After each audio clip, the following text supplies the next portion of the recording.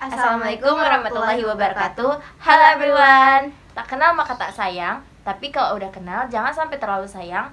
Jadi perkenalkan, saya Rati Puspadewi dan saya Nazla Frenda. Kami dari kelompok 2 ingin mempresentasikan mengenai masa atau zaman Batu Tengah yang dikenal dengan Mesolitikum.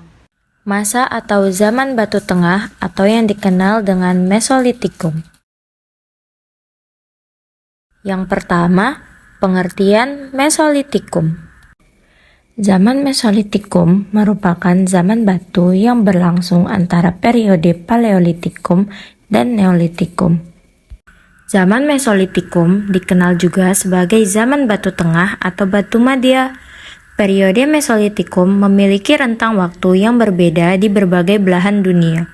Begitu pula dengan hasil kebudayaan yang dapat bervariasi di berbagai wilayah. Di Indonesia, peninggalan dari zaman Mesolitikum dapat ditemukan di Sumatera, Jawa, Kalimantan, Sulawesi, dan juga di Flores. Gambar di bawah ini merupakan gambaran dari orang-orang pada zaman Mesolitikum. Bisa dilihat, pada zaman ini mereka belum mengenal adanya pakaian yang menutupi tubuh mereka. Yang kedua, ciri-ciri zaman Mesolitikum. A. Ditemukannya Jochen Bohninger dan Abdus Sausruch. B. Masyarakat yang mencari makanan dengan berburu, meramu, dan bercocok tanam. C. Hidup semi-nomaden di tempat seperti goa atau tepi pantai. D. Alat-alat yang digunakan didominasi dari tulang atau bebatuan kasar. E. Sudah mengenal seni melukis. F. Sudah mengenal kepercayaannya. Yang ketiga, alat-alat yang digunakan pada zaman Batu Tengah atau Mesolitikum dan cara pembuatannya. 1. Kapak genggam Sumatera atau Sumatralit. Cara pembuatan kapak genggam Sumatera adalah dengan teknik pemangkasan. Teknik pemangkasan adalah teknik dengan cara menempatkan batu yang akan dijadikan alat pada sebuah paron atau dipegang. Selanjutnya, permukaan batu itu dipangkas menggunakan martil batu atau batu keras dengan tujuan memperoleh bentuk permukaan yang tajam dan di sisi bagian lain untuk pegangan. Dan ini merupakan contoh dari kapak genggam Sumatera. 2. Batu pipisan. Pipisan merupakan batu penggiling yang disertai landasannya. Bentuk pipisan sangat sederhana, yakni menyerupai batang besar dan landasannya seperti bongkahan batu cenderung balok. Fungsi utama dari alat ini ialah menggiling makanan yang akan dikonsumsi. Selain menggiling makanan, pipisan juga digunakan untuk menghaluskan cat merah. Fungsi cat merah ialah untuk melakukan berbagai proses ritual pada masa itu. Zaman Mesolitikum memang sudah mengenal kepercayaan. Masa pada zaman ini percaya bahwa nenek moyang mereka memiliki kekuatan magis. Yang terakhir ada lukisan. Pada zaman ini belum ada pensil warna, cat, atau alat lukis.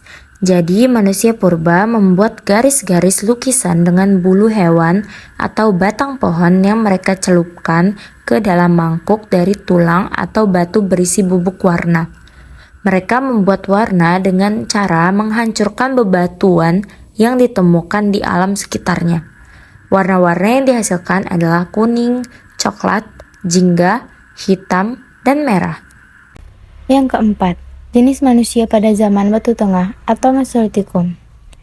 Manusia pada periode ini berasal dari campuran bangsa-bangsa pendatang Asia, seperti contohnya suku Irian, suku Sakai, suku Atka, suku Aborigin, dan suku Semang. Yang kelima, pola kehidupan masyarakat di masa atau zaman Batu Tengah atau Mesolitikum. Manusia pada masa ini menggunakan alat batu kecil dan tajam yang disebut dengan mikrolit, misalnya mata panah dari batu. Pada masa ini, mulai terjadi peralihan ke bercocok tanam dan tahap awal domestikasi atau peternakan hewan. Manusia sudah mulai hidup di suatu tempat secara musiman, sehingga sumber daya alam suatu lokasi habis, baru berpindah ke tempat lain, dan pada masa inilah manusia hidup di gubuk kayu sederhana, dalam kelompok yang berukuran kecil semacam suku. Demikianlah presentasi kami dari kelompok 2 mengenai zaman Batu Tengah atau Mesolitikum. Selanjutnya kami akan membuka sesi tanya jawab. Jadi bagi teman-teman semua yang misalnya memiliki pertanyaan, silahkan diberikan kepada kami. Jangan lupa sebutkan nama dan asal kelompok ya. Selesai sudah presentasi kelompok kami pada hari ini. Seperti kamu dan dia yang selesai tanpa pernah dimulai. Semoga apa yang kami sampaikan bermanfaat bagi kita semua. Amin, amin ya rabbal alamin.